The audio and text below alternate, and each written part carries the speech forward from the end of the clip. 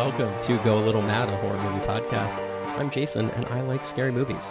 I'm Briana, and I don't. Today, we are watching The Grudge, and that would be the original from 2004. Quick summary for this. A woman goes to Japan to study abroad and gets assigned to care for a woman living in a house with a gruesome past that unfortunately follows all who enter it.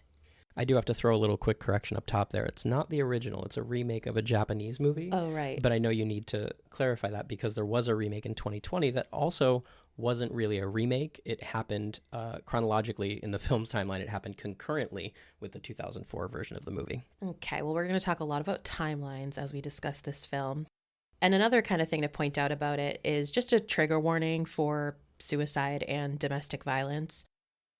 The screenplay was written by Steven Susko, adapted from what was written by Takashi Shimizu, and also directed by him.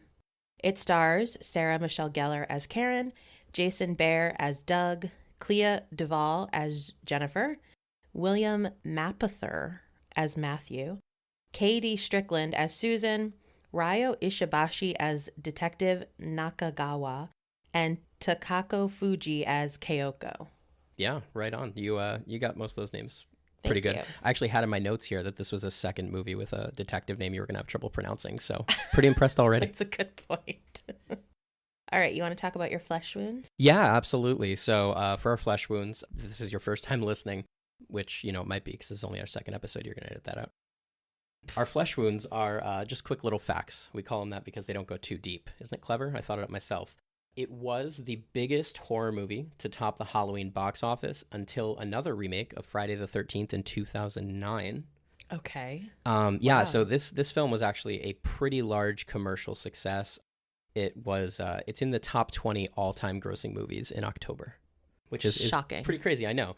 The reason, that kind of leads me into my other thing, the reason it was made, and part of the reason it was such a big success, was because of The Ring. In 2002, they came out with The Ring, which is a movie I am really looking forward to covering here. I'm not. And the success, both critical and commercial, of The Ring inspired the studio to go forward with their remake of Ju-on, The Grudge. In Japanese, it's Ju-on, which leads me into my next one. This was directed by the original director, whose name I forget at the moment. Would you have that written down there? Yeah, hold on. Let me slide over to my notes on it. Takashi Shimizu. Right, Takashi Shimizu. So he is the creator of Ju-on.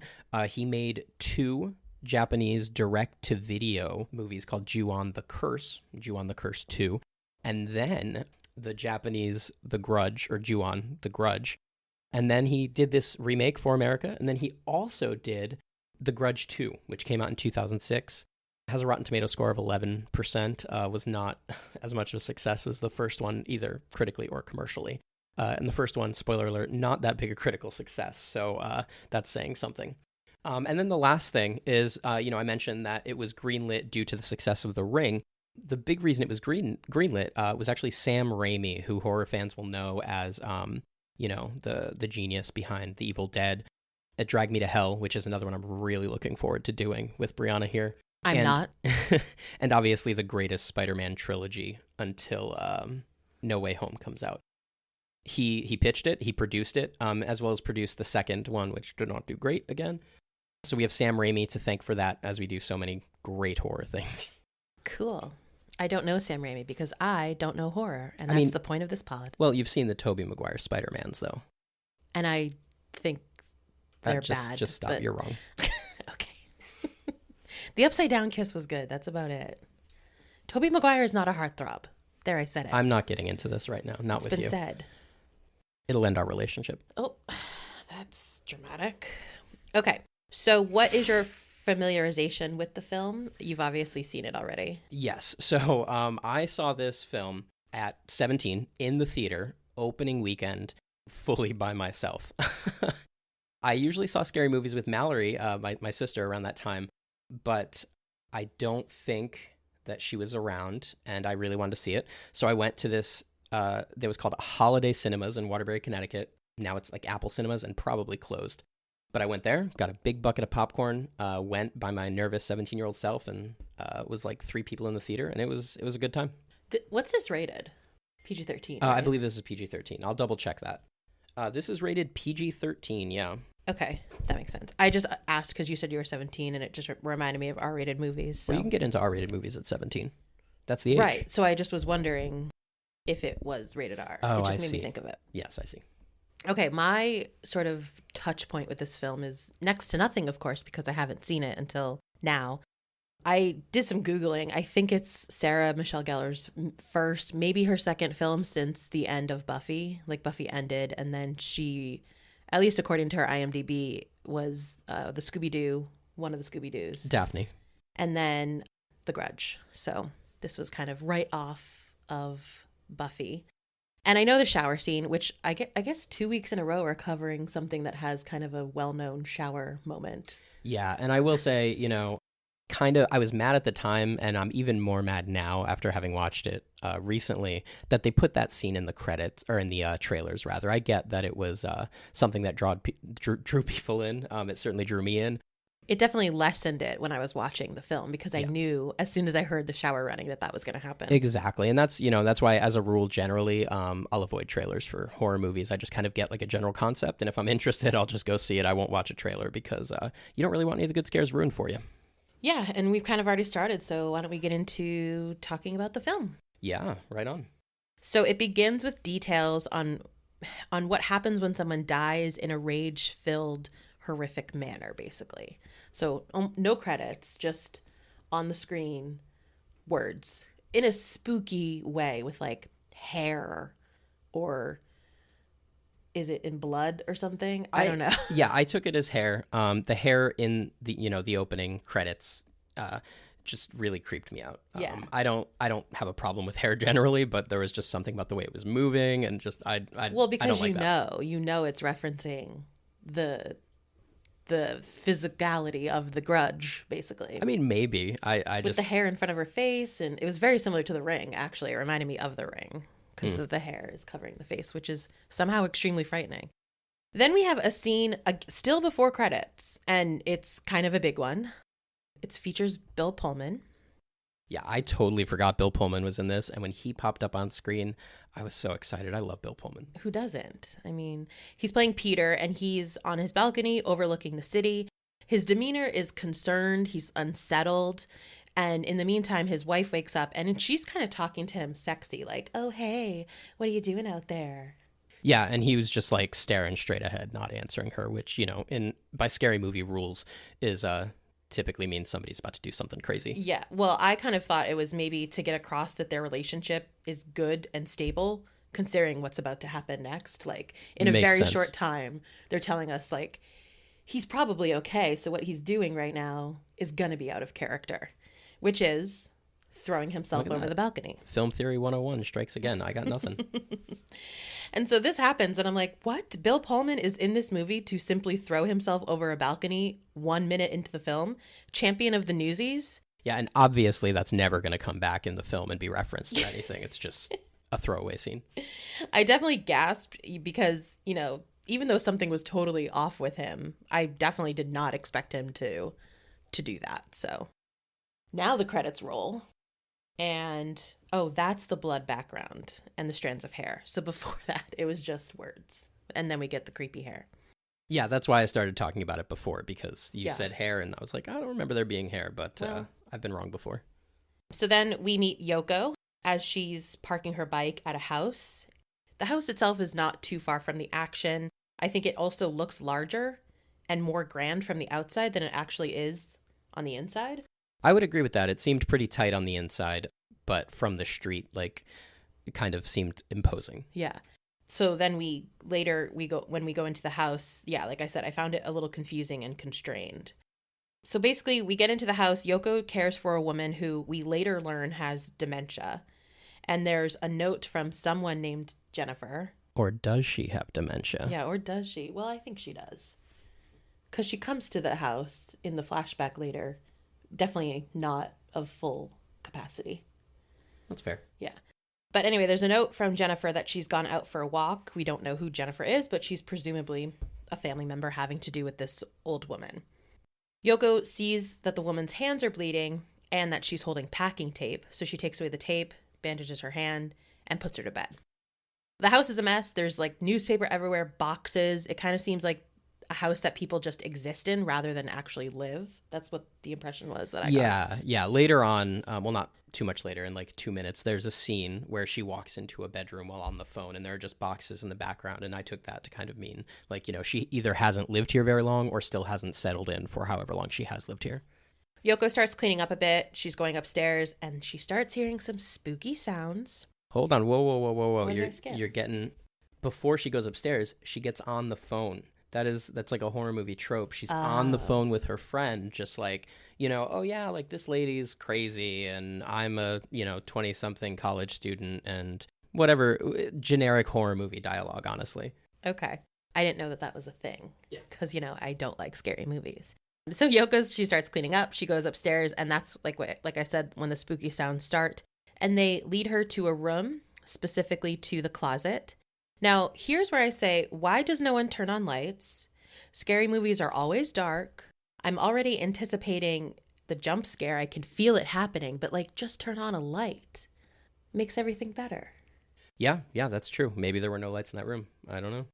There's never lights. But yeah, so the creepy sounds, they're kind of like scratching on the ceiling. You hear like light pounding. Again, just kind of like run-of-the-mill horror stuff. We don't get that infamous sound quite yet. Things that I would immediately leave. I am immediately gone. But she sticks around. She opens the closet. She sees that there's an entry to the attic, and she can hear wind whistling. So she climbs on top of something and goes into the attic. Again, I'm not doing this. There's no money to make me do this. I'm leaving. Yeah, so this is the first big jump scare of the movie. And this is kind of when I kept keeping one eye on the movie and one eye on Briana for how she was handling this. So as anyone who has ever in a scary movie put their head up into the attic to investigate the sound, she was grabbed and never seen again. Yeah. We see the face. The face kind of comes up behind her. And that is 7 minutes in, and I have that marked down as the first time Briana screamed. I don't even remember screaming. Oh, I knew it was coming, and I still screamed. There is more. Wow. All right. Now it's daytime, and that's when we meet Karen, that's SMG, and her boyfriend. He's looking for clean clothes, and she's encouraging him to go back to bed. And that's where we learn that they're in Japan, and this has been a dream for her to do. I love this scene because he is doing that thing that we've all done when we need to find clean clothes, but we haven't done laundry in a month because we're millennials and we hate doing laundry. He's smelling everything in the room to see if it smells bad or good. And that spoke to me in a way that the rest of the movie didn't. Nothing was clean. They definitely haven't done laundry. So then we have sort of a montage of them walking outside through the city to her school because she has to go pick up a book. And Wait. What? I guess. Okay, is this the graveyard thing? No. Oh, okay. No, this is them still back in the apartment. Oh, okay. Yeah. They just have sex. Yeah, they have sex. But here's the note that I have, okay? Because when he first wakes up, he is stressing out about the time because he has an architecture midterm. And he's like, I got to get to this midterm. I got to go. And Sarah Michelle Gellar is like, wait a minute. I set the clock an hour ahead. That way we could have sex before your midterm for good luck. And all I could help but think was wouldn't that hour be better spent studying? If you're that stressed about this midterm, sex is awesome, but maybe take advantage of the time, put your nose in a book, get those grades up. You're so serious. Oh my God. Lame. Now they're walking through the city. So when they get to the school, that's when we meet Alex, who is, I guess, I don't know, a mentor of some kind. Yeah, I mean, I had it down as her boss. He seems to run the volunteer program. Yeah, the program that cares for the elderly or, people that need help. So he says Yoko didn't show up today for her assignment, so Karen needs to fill in, and this is her first solo assignment. What a gift. Yeah, he was like, all your dreams have come true. I've got a solo assignment for you, and those are just low dreams. And this is what I kind of realized note-taking is harder with this film. It's much more fast-paced than Psycho. My notes were scribbling a lot. And, I know a lot of recap pods like this will watch The Thing multiple times. I'm not ever going to do that. So this is a one and done. Got to make do with the notes that I get. So Karen reaches the house. She kind of seems tentative. I think the outside of the house is supposed to look scary to us, but it doesn't. Oh, yeah. Well, I mean, I thought it did. I actually, word for word, place looks haunted as fuck is what I've got written down here. I guess because it's big and appears kind of empty, therefore dark. I don't know. It didn't seem scary to me. She rings the bell 2 times and then knocks and just goes in. Again, I'm out. If you don't answer the door, there's no reason for me to go inside. Also, as like, you know, a new stranger to a strange country, like there are parts of America where if you do that, you would just get shot immediately. You know, does she know that that's not going to happen in Japan? I think she knows the custom. She knows the language. She's obviously wanted this for a long time. Maybe. I would never poke my head into somebody I know's house without them answering the door, let alone a complete stranger in Japan. True. Well, she did it, and she regrets it. The house is messy. There's food all in the foyer. I thought more time had passed initially here. I didn't think it was like the time in this movie is very difficult. And so I was thinking maybe more time had passed, which is why it's messier, but it's not. It has been a night. Yeah, literally the next day from when Yoko disappears. Yeah. And so it's quiet at first. Then in the next room over, there's hands on a sliding door that lead into another room and scratching. So those hands are scratching against like the door. Yeah, it's like frosted glass, so you can't quite see through it, but you can see like the shape of a hand just kind of tapping on it. And I jumped there, even though I did immediately realize that it is the woman with dementia.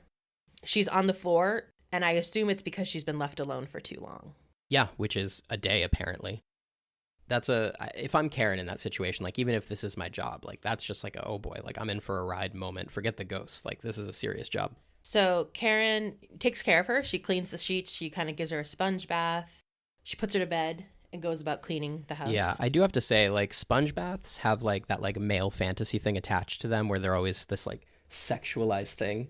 And that was the least sexy sponge bath I've ever seen in my entire life. What? Do you not know that? No. Oh, like, no? Like, hot nurse giving a sponge bath? I'm not saying that that's something for me. It sounds like you are. No, absolutely not. I would have made you act that out already. No. Oh, my God. All right, I did it out now. Okay. I can't believe you just said that. Okay. So as she starts cleaning, again, similar to Yoko, the spooky noises start. She's very inquisitive, stupidly. She goes into a bedroom. She finds a sliding door to a closet, but it is all taped up with packing tape, which is what we saw Emma with earlier. Now, I'm calling her Emma now. This is the woman with dementia because I'm tired of calling her the woman with dementia. That's technically, respectful. in the film, we still have not learned her name. Yes. Film is very bad with names. We don't learn names immediately. It's very frustrating. This woman has obviously gone up to this bedroom and taped up the sliding closet door. It looks crazy. It looks scary. Karen does get spooked, so she's going to leave, but then a cat meows in the closet. Now here's where you get me. I am opening that door now. Really? After all of this? After it's experiencing a cat. Okay. All right. That's fair. I mean, me personally, I love cats. You know how much I love our cat. I don't think you do if you're not opening that door. I don't even make it up to that bedroom. I think. Well, of course, I'm not there. Yeah, I would probably leave the second I saw the street from the house from the street. Well, she rips away all the tape. She opens the door, and at first, it's empty except for a book on the floor and some really cute pictures of cats drawn on the wall. Yeah, I missed that. I saw those later, but I didn't see it then. And while she bends down to pick it up, a black cat screeches, and there's a little boy with a Band-Aid on his chin and the angry cat in his lap. I definitely jumped here as well. And wondering why we need to bring cats into this, because I'm probably not going to like how it ends up. Yeah, and at this point, Sarah Michelle Gellar, what's her character's name? I'm so sorry. Karen, right. I can't believe I forgot that. So at this point, Karen, she seems concerned for this kid. She's like, hey, buddy, are you okay? And keep in mind, this child is pale as a ghost and just generally creepy. And again, it speaks to the content of her character that she is so concerned for that child, because if in this scenario it's me and I do make it all the way to that point and then I open the closet and find that kid just sitting there, I am running to the door. Yeah, multiple times through this film, and I actually wrote it somewhere in my notes that I just feel really bad for her because this is her dream. She just wanted to go to Japan. She obviously wants to care for people in some capacity, and this is how she's getting repaid. It sucks. The next scene is Karen downstairs calling Alex to come to the house. And meanwhile, she opens the book and finds pictures that have been drawn and also a picture of Peter. That's Bill Pullman. Yes. She hears a noise and goes to lock the front door, which already should have been locked, and finds a crumpled photo of a family, a mother, father, and the little boy from the closet, but the mother's face is aggressively cut out.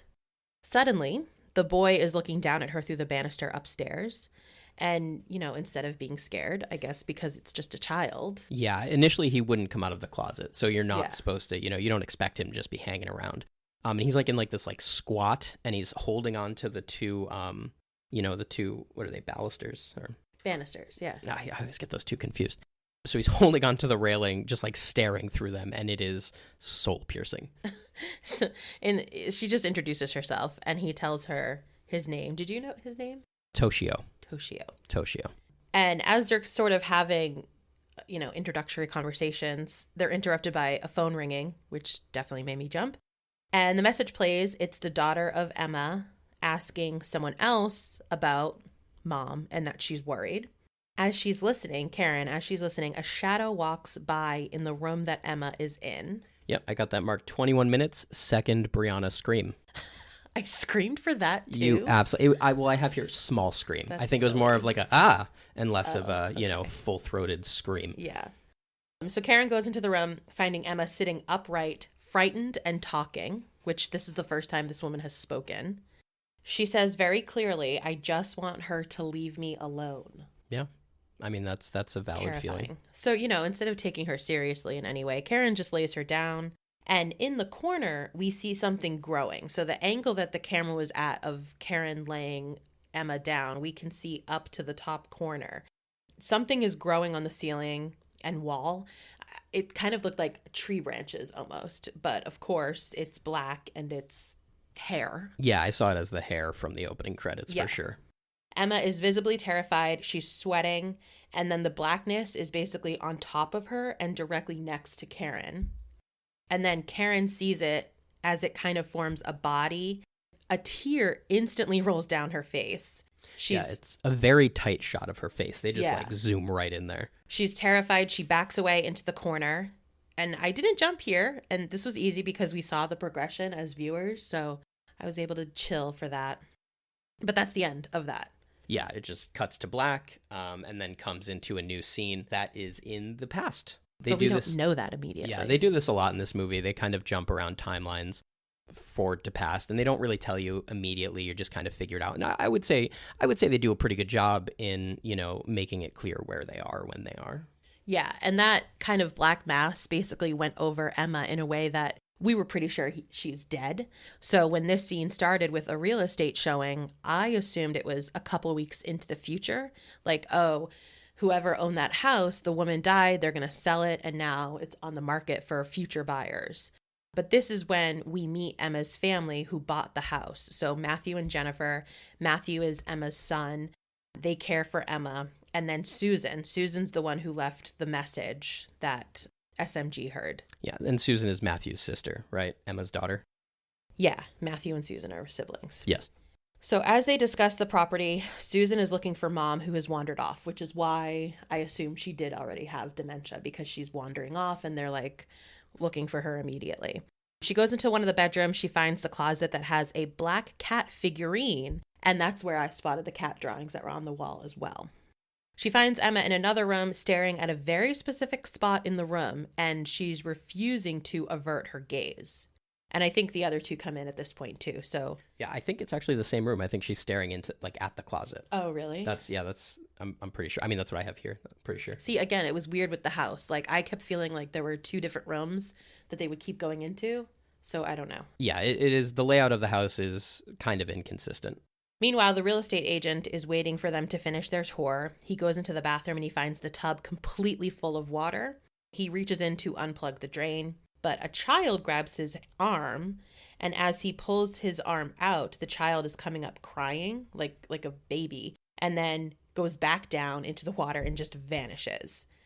The agent's freaking out, but he kind of gathers himself just as Matt and Jennifer come in and declare that, of course, They will take the house. Of course. I was very surprised you didn't scream when the arm grabbed him from the water, to be honest. Oh, because I knew that bathtub full of water was going to have something terrible inside well, of it. here's the interesting thing about this real estate agent. Oh, I said the word. But when he walks into that bathroom, he sees that it's full of water, and he knows. This guy knows the details of this property. He knows this place is haunted as shit, and he is trying to pass it off on these Americans. He just needs this sale, and he is not going to warn them about the death ghosts that live in it. So, I did actually not get those vibes at all. That's his job. He has to take care of that. He can't present that there's something maybe wrong with the bathtub, because then they won't want to buy the house. That's fair, but also I think that, if I'm showing somebody something and then a ghost touches me, I'm probably going to tell them that. Like you might know the ethics side of it more. I obviously don't. I don't know the international ethics of it, unfortunately. But yeah, I mean, this guy is trying to sell a haunted house, knowingly sell a haunted house. And I think that is a crime. Well, we've seen that time and time again. Murder House from American Horror Story. They knew, but they're selling it. So the next scene is basically they've moved in. It's nighttime. Jennifer can't sleep. And she's hearing noises downstairs, but that's just Emma, I think maybe in the kitchen. She's not asleep either. We don't see what she's doing, but Jennifer indicates the next morning that she wasn't the only one who couldn't sleep. Emma was awake too. Boxes are still everywhere, so we know from this flashback to present day isn't far apart in time. Yeah, it's not super far. To touch on that scene a little bit, one thing that really disturbed me was Matthew called his wife kiddo, and I think that's weird. I totally missed that. Yeah, I wanted to get your input on that, because I think that is, that's something that my uncle called me. That is not something I want to call you or hear you call me. I feel like it's demeaning. It's weird. A little condescending, like, oh, you're a child and I'm your husband. That's creepy. Well, I guess that's where, and she's kind of admitting that she's struggling to adjust. Of course, there's a language barrier. They moved there for his job, so it was just an opportunity that they took. Yeah, and I will say, I'll give him a little credit. He was like, hey, like, if this Japan thing doesn't work out for you, I'll quit my job. We'll go back to America. We'll figure it out. It's not a big deal. He was very understanding about it, where I feel like a lot of horror movie husbands in this situation are like, no, you know how big a deal this is. We can't ever leave this house. Oh, that'll be fun to look forward to. Oh, right. You don't know these tropes. I am talking about these things. I guess it's for the listeners, because you don't know all these like fun horror movie tropes. I'm going to bring you into the fold a little bit. Don't worry. Yeah, that's what this podcast is for. I'm learning. That's fair. So next she's in the grocery store and she's picking out ramen. She opens one of the packages to smell it because she can't read the label, which, okay, in these times of the panorama, no, we're not opening food. But of course, this was 2004, a different time. Yeah, it weirded me out. It weirded me out for sure. But also, it's ramen. Like, it's gonna be good. Just eat it. Unless it's shrimp flavor. That's my one bugaboo, I guess. I mean, I don't eat ramen anyway, so this is entirely your area of expertise. We could do a second podcast where you teach me about ramen if you want. No, thank you. Next, she's home sleeping on the couch, and she awakes to a noise. That's where we then see a spill of ramen and water, and Emma is sitting up in bed, so Jennifer assumes it was her, and she's kind of like, if you needed something, you could have just asked me. Yeah, instead of taking the food theoretically and dumping it. She was pretty rude about it. I don't, maybe she's crabby from the lack of sleep. Maybe it's the adjustment. We don't know this person before they got here. Or it's the toll of caring for, a full-grown adult. That's a lot of work too. Oh, absolutely. But what I mean is we don't know how long she's been doing this. We have no context for this. So it just came off as kind of a dick move. Yeah. Then, spooky alert, she finds footprints in the water of like a child, so child footprints. Now she follows the freaking footprints. Why? And I guess we wouldn't have a movie if people didn't do these stupid things, but there's a bigger mess. Chairs have fallen, like pictures are kind of askew. Yeah, the entire house that we saw, the bits that we saw were totally trashed. A cat appears on the stairs and she follows, and then a hand grabs the cat and there's someone running. And that is 33 minutes in, where we get a gasp from Briana. Very sharp inhale. Also, at this point, I kind of realized that this film doesn't use music so much as obscure sounds. Yeah, that's obviously another horror movie thing where the soundtrack kind of builds to the scare and builds and builds and builds. But it's also kind of a reverse thing where like they won't put music in because then you don't know when to expect it. Yeah, And in I guess theory, the silence. Sorry. yeah, no, it's okay. In theory, it makes the scare more effective. But I'm not sure I agree with that. I think music can have a really big impact on a scene, and yes, it can be kind of a warning sign for a scare coming. But I feel it helps the mood for me personally. Yeah, well, I think we learned last week that music, I mean, specifically, obviously affects a movie. The soundtrack was a huge part of that. Yeah. But this is just nondescript, sort of unidentifiable sounds that basically put you on edge. And Jennifer follows the sounds into a room, and we just see the door slam behind her. So at this point, we don't know her fate, although, we do. Then it's nighttime. Matthew's coming home. We see the house is now a mess, similar to when Karen arrived. So things are mirroring each other in terms of, the present versus the past. Emma is up and she's unsettled. Matthew kind of goes upstairs calling for Jennifer, and he finds her in bed. And he doesn't get that she's not okay immediately, even though we can hear her like asthmatic breathing. Yeah, it's like a choking sound. I think if you were making that sound, I'd probably call 911 immediately. Yeah, and he's just like, oh, like he's kind of joking around at first. Well, there is kind of a theme I noticed here with Matt and Karen's boyfriend there a little later in the movie, where they're very much like, old-timey doctors prescribing vibrators to women to cure them of their hysteria. Anytime like any female character is like going through a trial in this movie, there's a guy there that's just like, nah, there's no ghost. Yeah, I have that in my notes. Like, why can't we believe people in scary movies? This is real. If I'm telling you spooky things are happening, you best be taking action, or at the very least believing me. See, that's the thing, because I took issue with this happening in the movie, but I know if you came up to me like tomorrow morning, we're like, I saw a ghost last night. How dare you suggest that? I don't know if I'd believe you. It is the nighttime, and you just, wow. Well, where are we? Okay. So he sees her, finally he catches on that she's struggling to breathe. She can barely speak. And he's like leaning over her, over the bed on one side. And on the other side of the bed, the kid pops up with way too much eyeliner on. Don't know where he got that, but it is just filling his eyes. That's how like all 9-year-olds look in Japan. Oh, okay. Yeah, they all wear eyeliner. They're like all emos. Craze right now. Yeah, for sure. Got it. He screams, but it's with a cat meow, which I don't know what that's about. Yeah, I don't get that. Fun fact, actually, this child did an interview after the movie, after he filmed it, and he said he's actually afraid of cats, which is really hilarious. Is that true? Yeah, that's 100% true. That's not a joke. That does sound like something I'd make up. But no, that's 100% true, and I'm sure this wasn't super traumatic for him because they add those audio effects in post, so it's not an issue. But funny role to play for somebody who is afraid of cats. This child is basically a cat on two legs. Matthew starts seeing shadows of the cat and the kid everywhere. It's very chaotic. It culminates in Jen. She's dead.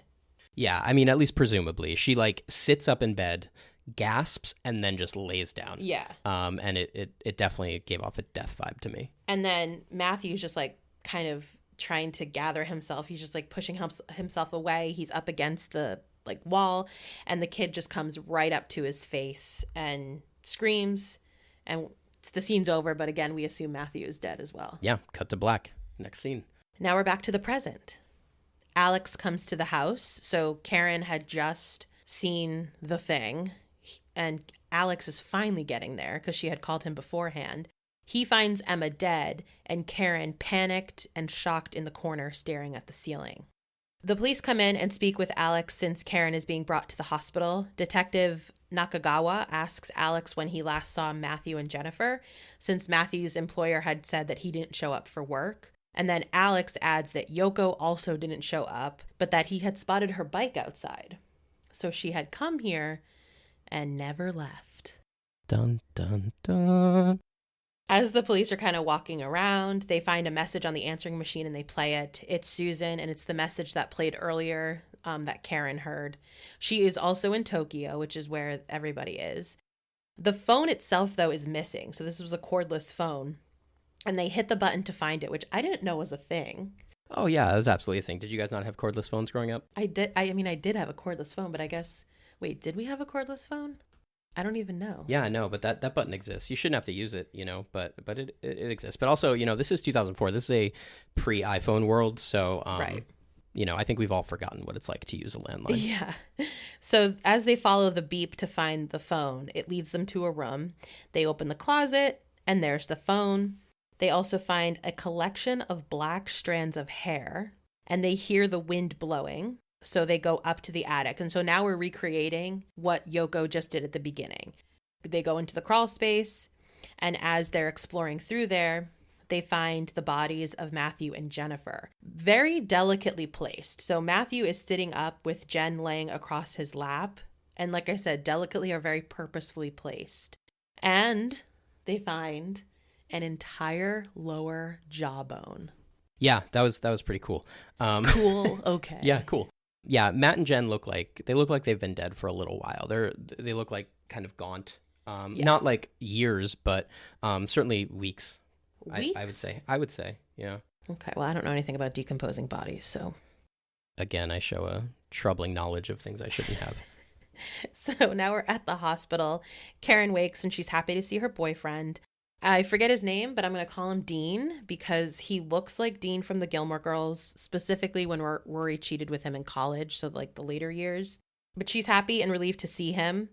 And this is where I noted that I truly feel bad for her. Like, she's truly innocent in all of this and is just, I don't know, wrapped up in this thing that had nothing to do with her.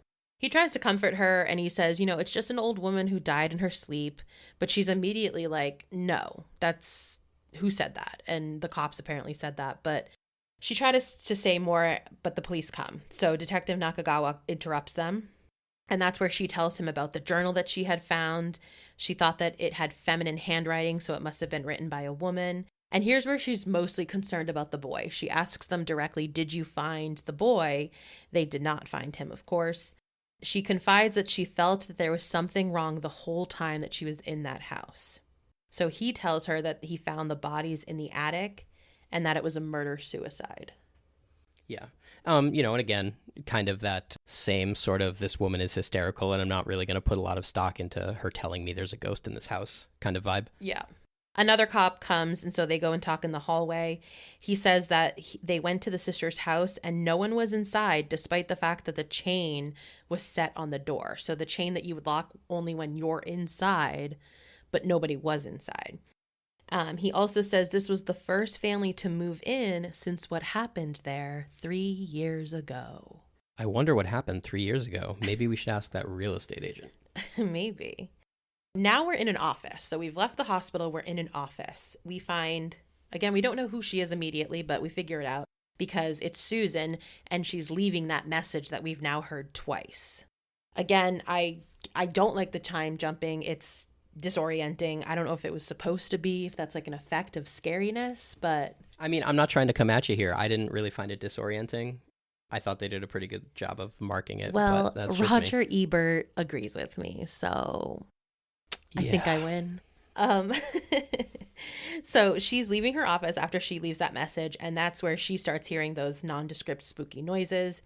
As it intensifies, she runs into the stairwell. So she is, I guess, maybe thinking someone is following her because, of course, she's going to go practical before she goes supernatural. Okay, this is where it gets real scary, guys, okay?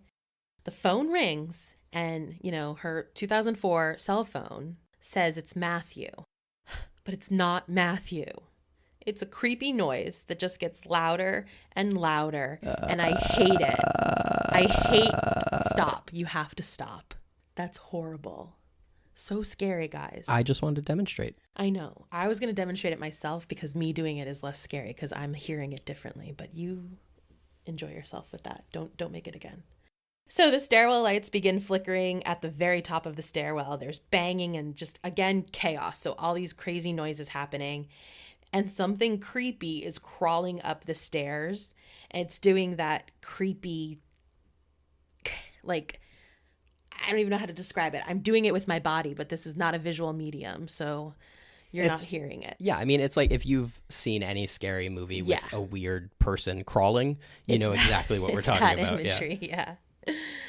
So she runs out of the stairwell, but as she does that, a hand grabs the lucky rabbit foot that's hanging from her phone. So she had this like little doodad hanging from her phone. and she sees the face and pulls herself away and runs.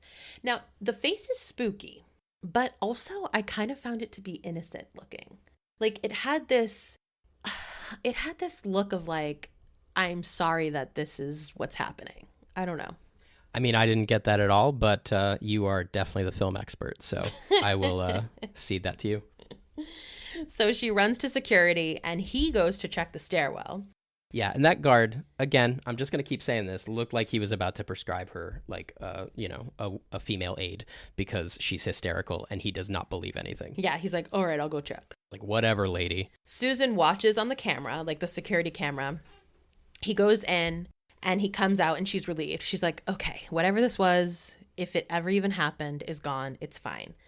But then, as she continues to watch, the lights start flashing on the camera, and smoke kind of starts coming out of the stairwell that very quickly forms into a girl.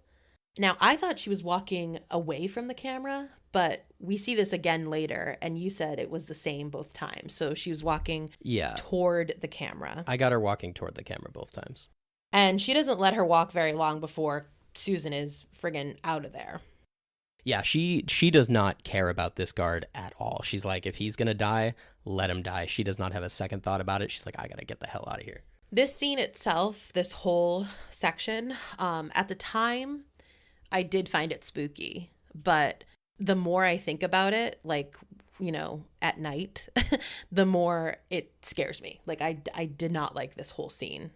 Yeah, I mean, so this is the point in the movie for me. We're kind of like halfway through at this point. And, you know, not to get ahead of, you know, my overall thoughts on the movie after, but, you know, the first half when we're watching this movie, I was like, this does not hold up well. I am not enjoying this as much as I remember enjoying it. Like, I didn't think it was a good movie, but I at least thought it'd be fun.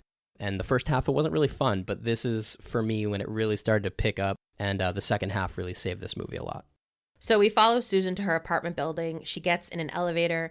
And at this point, she kind of relaxes against the wall with her eyes closed. So she's not seeing what we see, which is that as we pass through the floors, the boy is in the hallway coming closer with each floor. Yeah, I thought that was a really effective, you know, moment. That was creepy.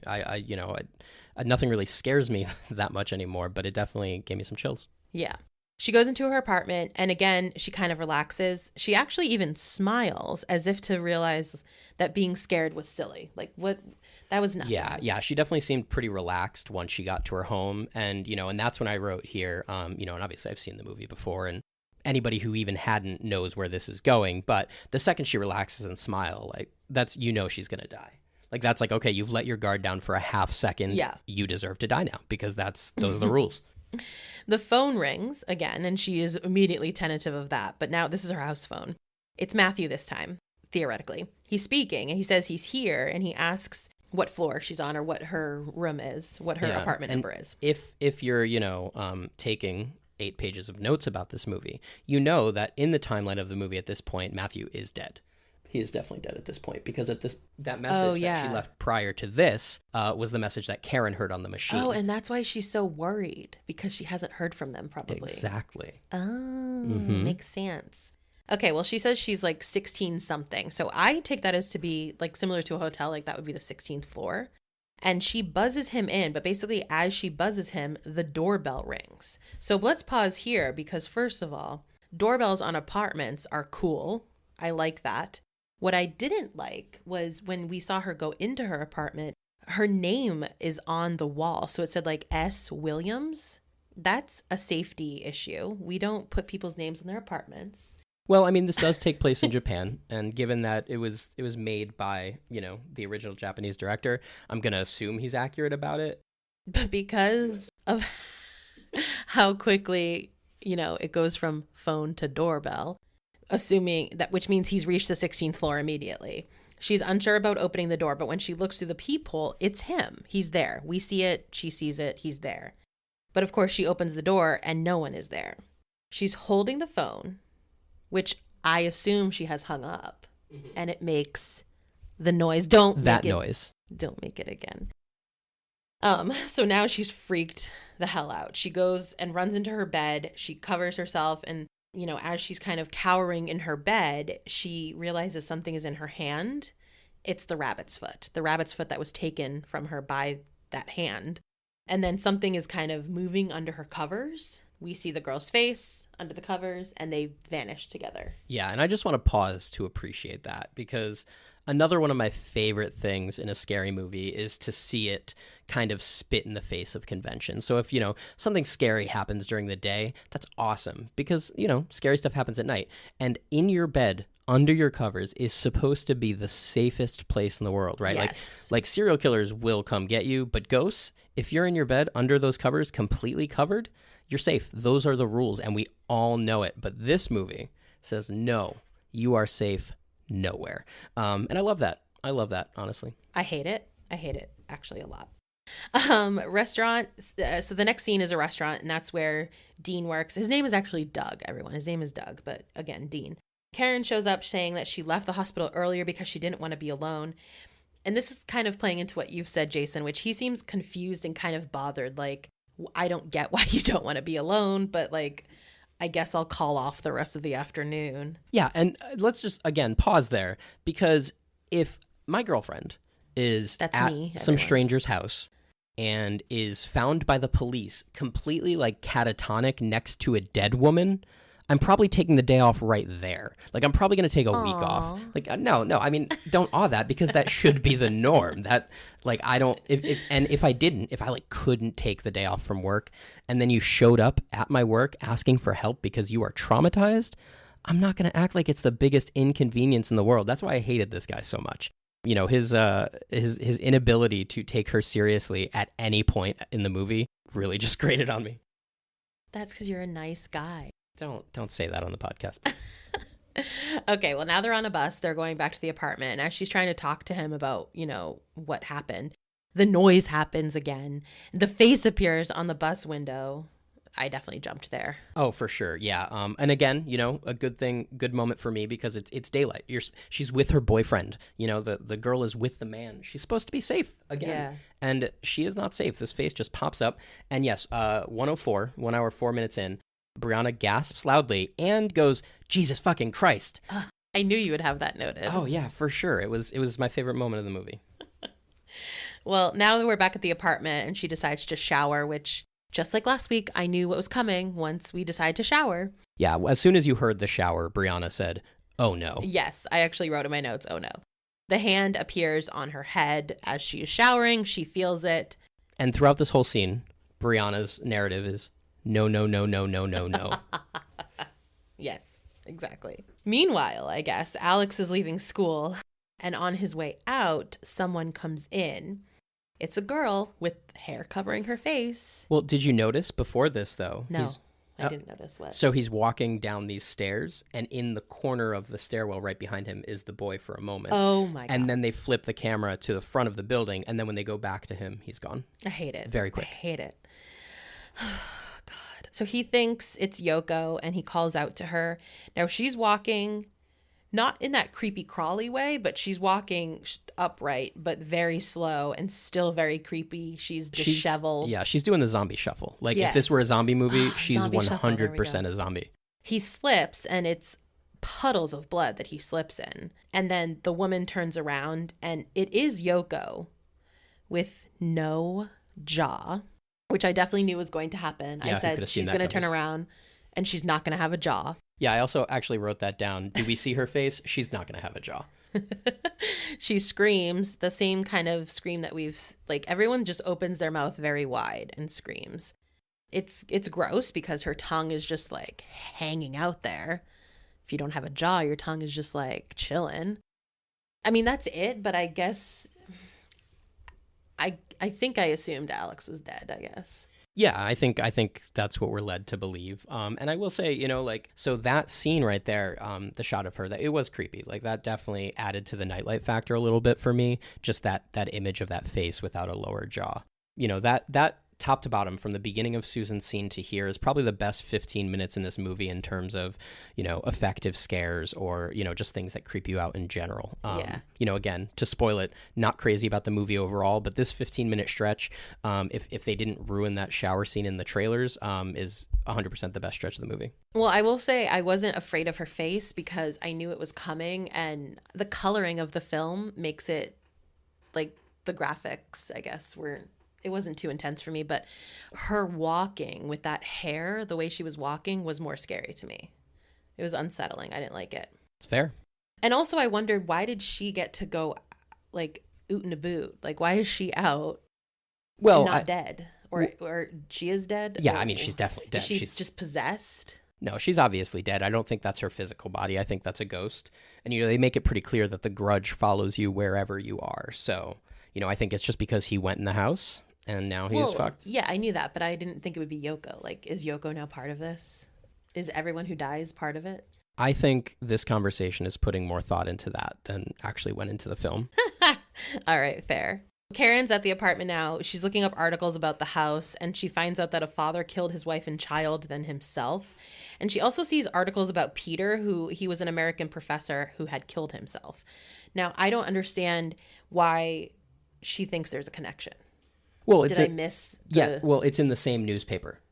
So what? It's So two separate articles. It happened the same day.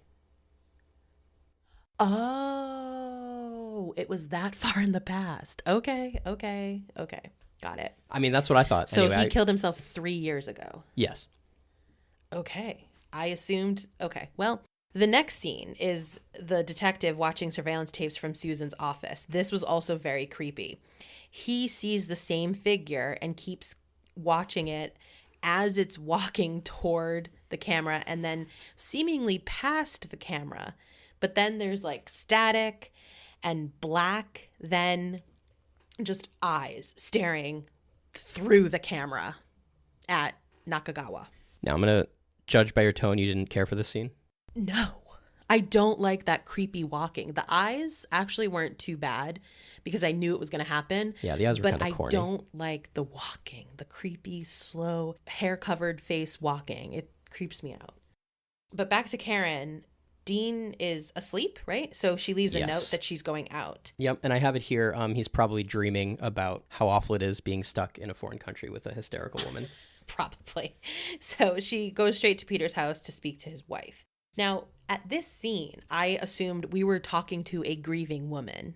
We're not, right? Because it's been 3 years. I mean, she's still grieving on a level, but yeah. I thought it was like a couple weeks ago. Bill Pullman threw himself over a balcony. You could absolutely be right, but I don't think it was. But I think you're right now because the articles were together in the thing, which makes sense. Karen's asking the wife some questions, but she doesn't know anything. She's like, I already told the police everything.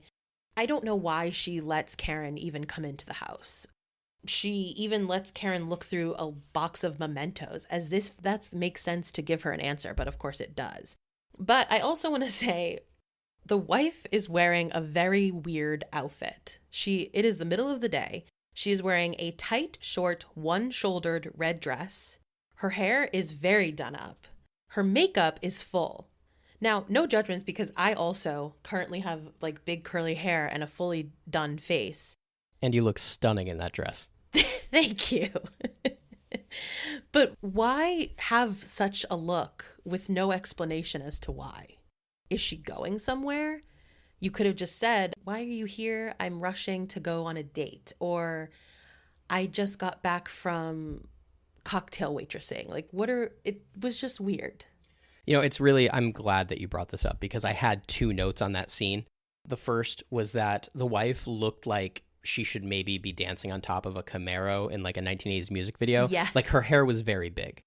But the second note that I have is that Briana absolutely hated this scene and she talked about nothing but how the wife was dressed the entire time. And then even in the next scene, when Sarah Michelle Gellar is looking at these photos, she was still talking about this woman and just how she can't believe the way she's dressed. Because it doesn't make sense. You have to tell me why you're dressed like that at 2:00 in the afternoon. Because she feels good dressing like that and she's doing it for her. She's not doing it for you. I know. You're a better feminist than I and you want everyone to know about it. I know. But still, it just was strange. Anyway, as Karen looks through the photos of Peter on campus, she notices the same girl creepily in the background of every single photo. So stalker alert. And then we flash back again. Peter is at school. A colleague gives him a letter from Kyoko, which he adds to a pile of letters that she has given him. Yeah, his colleagues, like, you really don't know where these are coming from, and like not at all concerned that this guy is just getting random letters all the time put in his mailbox. Right. So he goes to the house. He rings, but no one answers. So he goes around back and he finds the boy hanging off of the balcony, dead looking. I don't know if he's dead. He is dead. Yeah, he wasn't like hanging off the balcony. He was just kind of like hanging out in the back porch. No, he was laying down with his arms sticking out of the balcony, remember? Well, yeah, I wouldn't call it a balcony. I mean, he didn't look like he was playing. No, I know, but He was I feel playing like dead. when you say hanging from the balcony, I picture like a child like hanging on by their fingertips about to fall off. Oh, yeah, you're right. He also has the Band-Aid on his chin again, which is the first time we see him with that again. So it's the second time. He goes inside. And, okay, this was confusing. My notes are confusing me, or it's confusing. But I wrote that he goes inside and finds the boy in the bathtub. Is that what immediately happens next? Yeah, absolutely. He finds him. Let's see. He asks him if his mother's home through like when they're in the backyard, and he sees him like hang on this little porch thing. He asks him if he's home, and then he sees the Band-Aid, and he's like, "Oh my God, like this kid's hurt. Like I gotta go help him out." So he runs around and just lets himself in. He just opens the door. I guess I was wrong. That is what you do in Japan. And the house is a mess. As soon as he walks in, it's a mess similar to what we saw with Matthew and Jen, similar to what we saw with Yoko and Emma. And and so he goes in the bathroom, and there's a full bathtub there, which, we know from that slimy realtor is a bad time. And Toshio's just kind of like hanging onto the side of it. Seems kind of unhappy. So he tries to talk to him. He won't speak. At this point, I would just like call CPS and leave. I would just Right. I would just like call 911, be like, there's a child here alone. I don't know what's going on. I'm not even waiting for the cops, and I'm going to be halfway back to America by the time they get here. Right. And another thing that we see is he has this really big bandage on his knee that's just like bloody. Like it's been there for a while, but it keeps bleeding. And then the chin. And there's no explanation why this kid has all these little boo-boos. No explanation for it. Oh, there is. It's not a great one though. Is it child abuse? Yeah, it's so at this point, I believe Toshio is dead. So, but there's no inclination that there would be any issues until the father finds out what he finds out. Right. So why would he have all these boo-boos? No, what I mean is Toshio's already dead. This is the ghost of Toshio we're seeing. Yeah. And these boo-boos came from when he was killed. Oh. They're probably so defensive he's wounds. just putting them on after as a ghost? Yeah.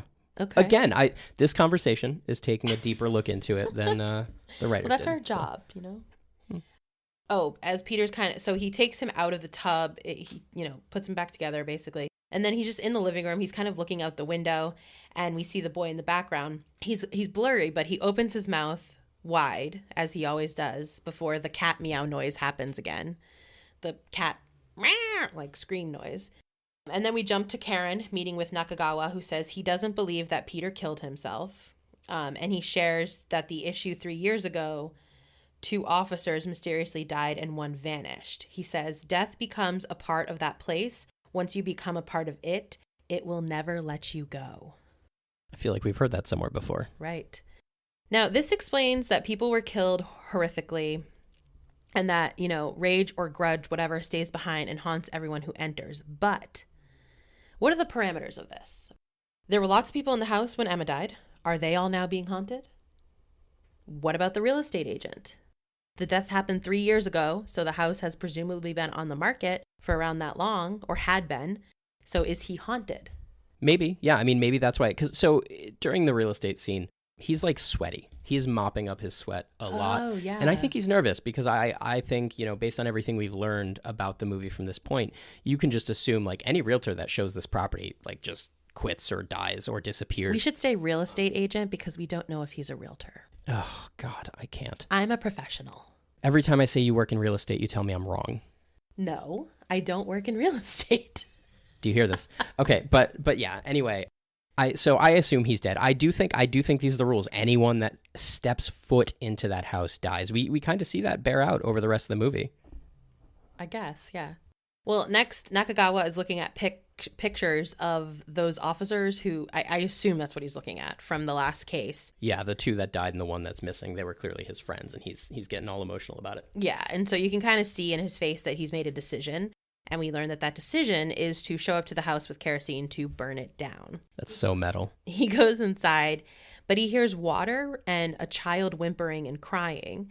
So he finds the boy who appears dead over the tub, picks him up to kind of help him, and his eyes open suddenly. Then a man, the father, attempts to drown Nakagawa.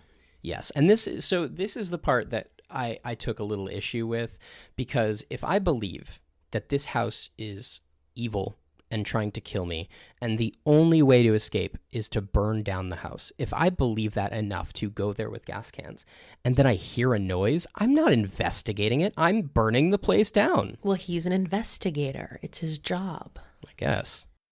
Karen returns to the apartment, but it's empty, and there's a message from Doug who says he found out that Alex and Yoko are dead, and he found her research that she had left on the table and is going to the house to find her. So as Karen runs across town to get to the house, Doug is at the house, and he's walking around. There's a shadow following him, and we don't see him again for a minute because Karen comes in and is calling out to him.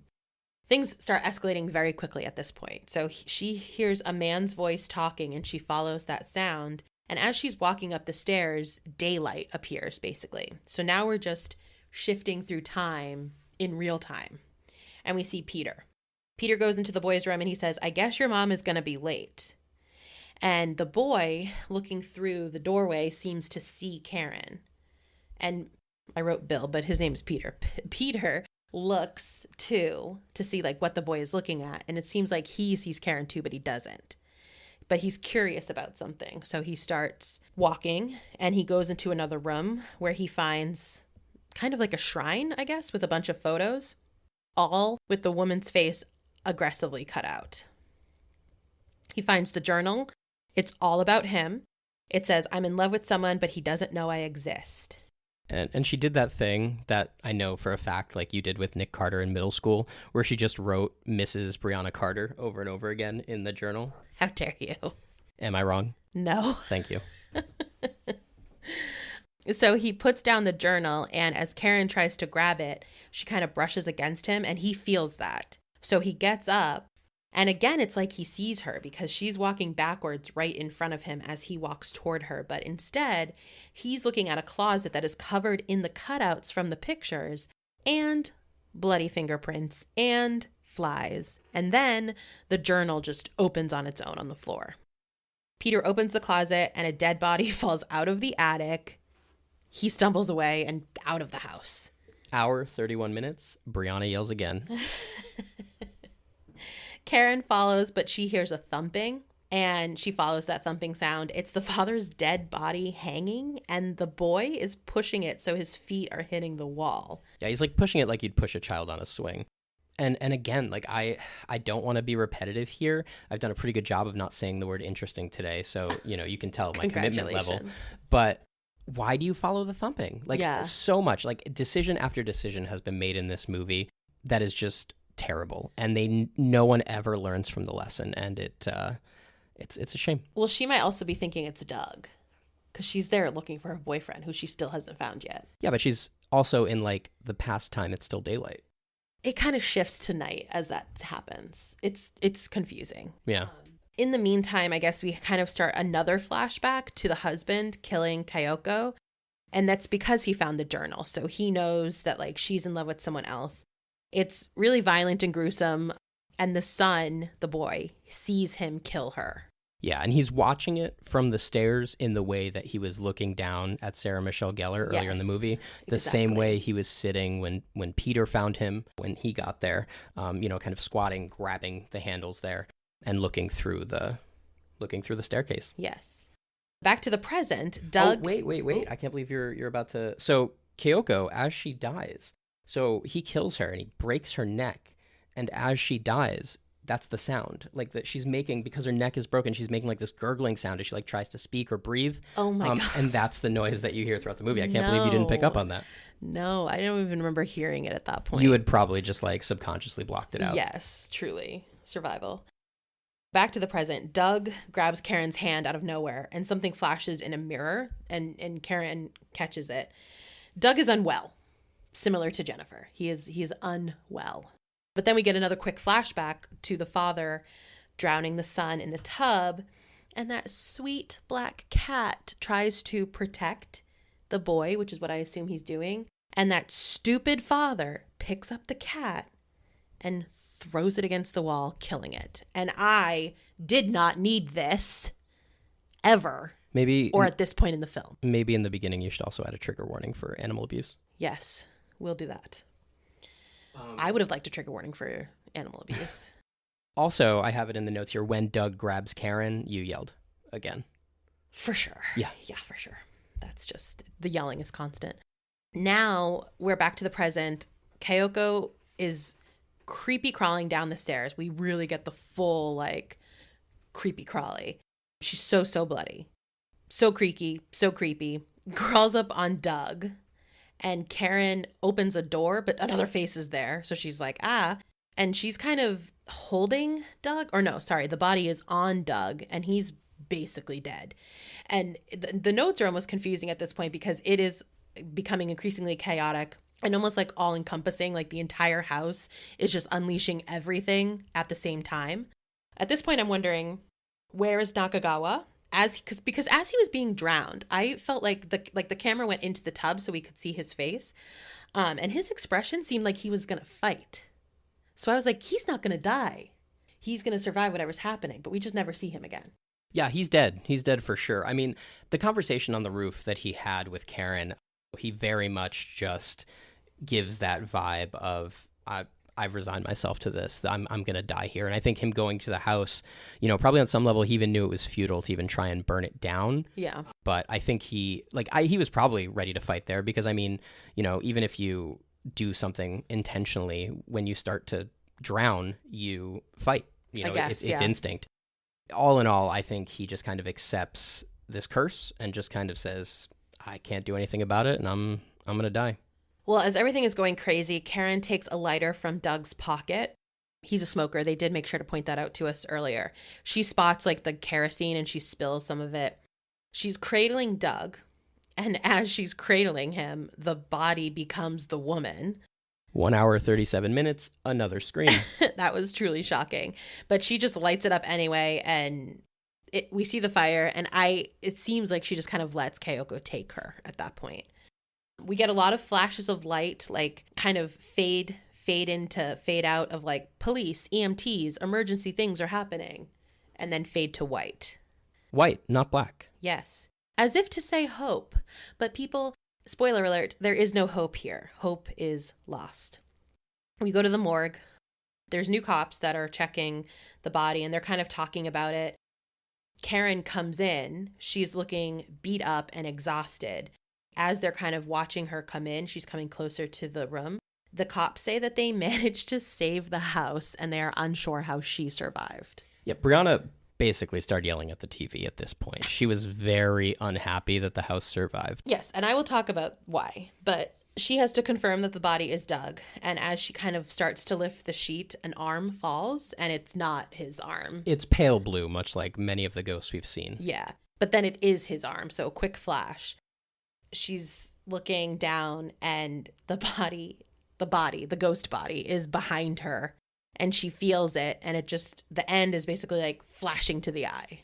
And that was another and final scream from Briana as she saw Kyoko and it smashed to black. So, and here's why, because this is a sudden ending with no resolution. And while I know that it sets up sequels, I need closure and I'm probably not going to get it a lot. Right? Yeah, that's definitely something you have to get used to. I'm not gonna. In general, if you're, writing horror or creating horror in any medium, resolution's the hardest part. It's sort of like your beef with Lost, where they just created all these issues up front. I'll do a whole podcast on Lost. Let's not. But it's true. Stephen King, notorious for not having great endings. And it's just because horror is hard to do a good ending. But I am not going to trot out that excuse for this movie because I feel like there were a lot of areas where just not a lot of thought was put into it. Corners were cut and it definitely seemed just like let's capitalize on the ring. So I think it was definitely, we're going to do this because we're going to make a sequel, which is definitely what happened because the sequel came out, less than 2 years later. So they were already planning it at this point. So pretty unhappy about that ending too, to be honest. It just felt like a cash grab. Yeah, and just as like not a horror person, I like relaxed endings, particularly so I know that the person can move on from whatever. That's not going to happen here. She's just like, again, I felt bad for her. So she's just going to be tormented. And that's the end of the movie, folks. Yeah, another one in the books. So wait, before we get into anything else, how are you feeling? Are you regretting this podcast yet? I will be honest. So you had asked me this like right when we finished the movie, and I was like, I'm fine. This is fine. It wasn't that bad. And then as soon as it became like time to go upstairs or time to go to bed, I was like, I need the lights on and I can never be left alone again. And I didn't sleep well that night. I like reacted to every noise that occurred. We have all of our windows open, so there's outdoor sounds, and I reacted to all of them. But I don't regret the podcast because, first of all, this is fun. So like doing this in of itself is fun. But thinking about the movies in the way that we are thinking about them is taking me out of it a little bit. So I think I will be traumatized each week until we decide to stop doing this. But I think I can handle it. All right. Well, we'll see. We will see. And this one wasn't even that scary. So I am more afraid to see more films. I will say that. All right. Did you say the Rotten Tomatoes score earlier? I did not. No. Let's say that. Yeah. So the Rotten Tomatoes score is a robust 40%, which, again, the sequel had 11%. So I would say that's saying something, but 40%, which feels almost right to me. I'll kind of segue that into my horror buff score. I'd give this movie a 5, just right in the middle. And, for the record, this is a 1 to 10 scale, with 1 being lowest, 10 being the highest, 5 being average. I think a lot of people get, confused with 10 scales because they kind of go on the academic thing where anything below a 7 is terrible. But no, this is a perfectly fine movie. Like I said, the second half really saved. I think the first half, I'm going to give a 3, and the second half I'll give like a 6, 6.5, and kind of meet them in the middle and say 5 total. Because it was, it's not anything that's gonna be like, oh my God, I can't wait to watch this again or show it to all my friends. But it is, it's a fine way to spend an hour and 40 minutes if you like a scary movie. And how would you rate the jump scare? So the jump score, I gave it a 6. Okay. I felt like there were, I have you screaming here like 7 times. And I think that's, a pretty fair number. For me,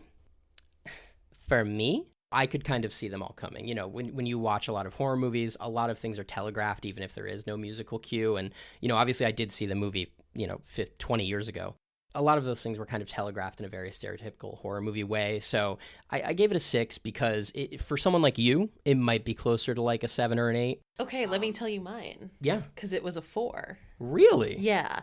So I also saw a lot coming. And originally I was thinking, like, what if I just count the amount of jumps that I did and make that my jump score? No, I just feel like I just was so condescending to you about scary movies. No, but here's why. Because I don't have a comparison. So this is my first real scary movie. Well, I have seen a couple scary movies, folks. Like I've seen Scream, and all of you will be saying who have seen scary movies that that's not supposed to be a scary movie, blah, blah, blah, blah. But whatever, it scared me, of course. But because I really don't have a lot to compare it to, I'm just trying to think like, okay, I didn't jump that much and I did see some things coming. So I kind of gave it a 4.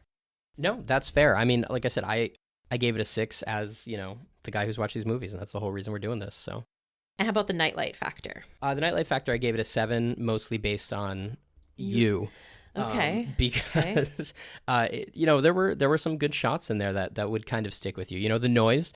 Just a quick story. The night we watched it, God. Briana left the bedroom for a moment, and we were, having like a fake argument, and I was being very dramatic, and I was like groaning, and I was just like, ugh. But I did it really slow, so it sounded like that sound that I'm not supposed to make anymore, and it made her very angry. I screamed at him. Yeah. So I gave the nightlight factor, a little boost because it seemed like you needed a nightlight.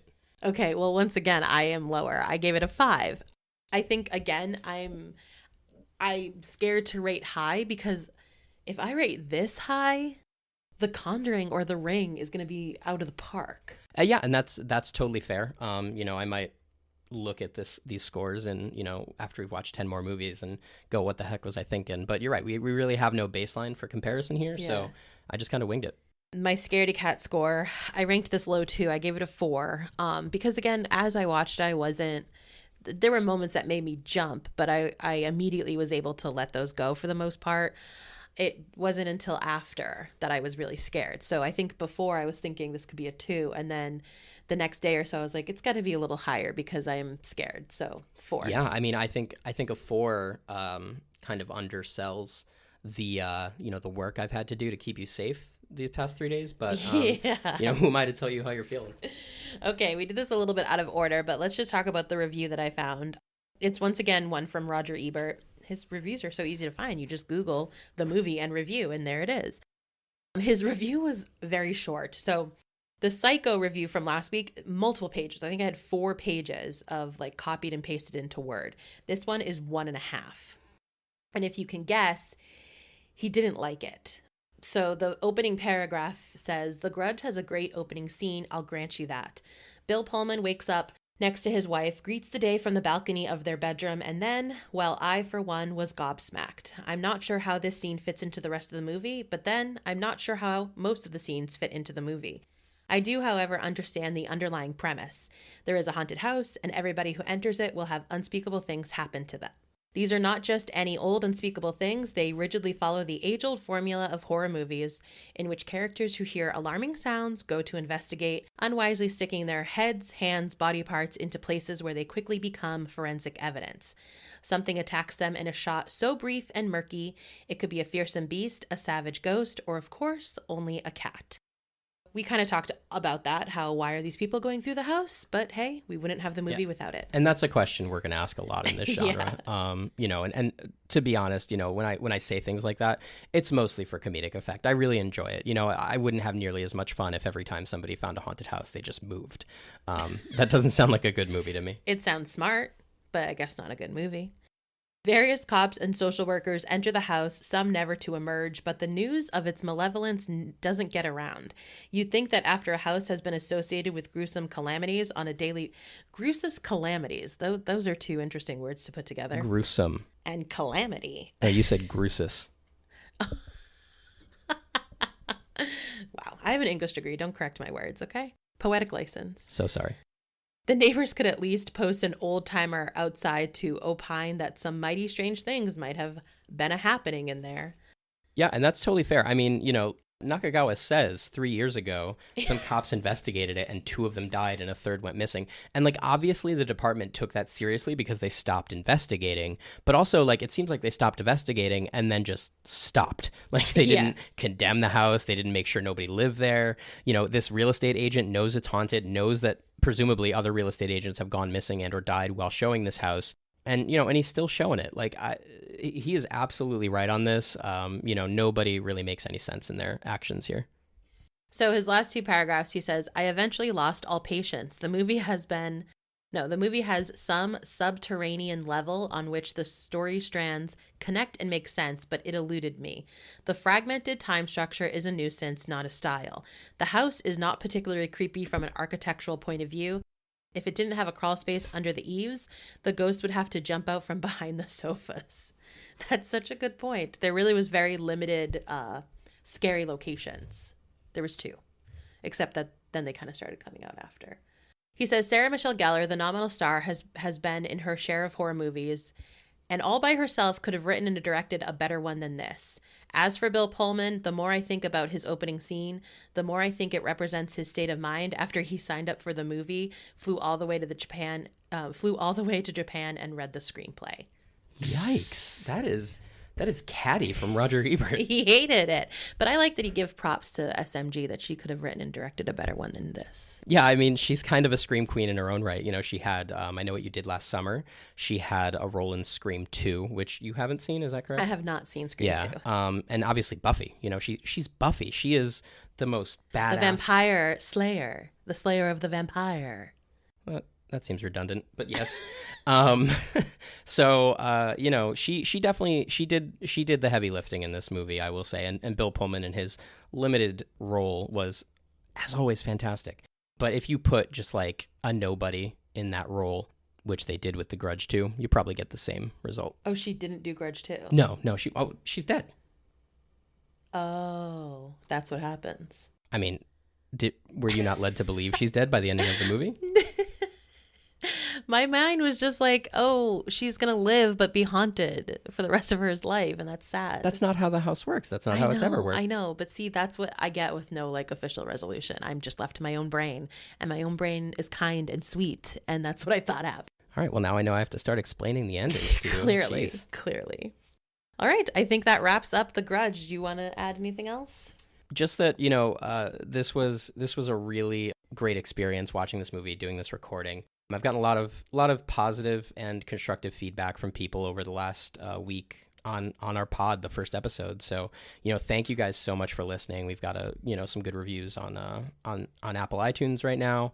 And we've just gotten a lot of really positive feedback. And I just want to say thank you to anybody who's listening to this, because you don't have to listen to it. And I really appreciate that. No, you do have to listen. But thank you for your support and for choosing to listen. And hey, speaking of reviews, we're going to do that podcast thing where people ask for reviews and stars. So please leave a review and 5 stars. Our big dreams are to get on the Apple New and Noteworthy and those other charts. So help us out. Aim low, right? I'm pretty sure that leaving reviews and 5 stars will help with that. And next week, we are going to be watching The Exorcist. So yes, another classic. Yes. If you haven't watched it, or if you have watched it, but it's been a while, go ahead, watch it so that it can be fresh in your mind when we discuss it next Thursday.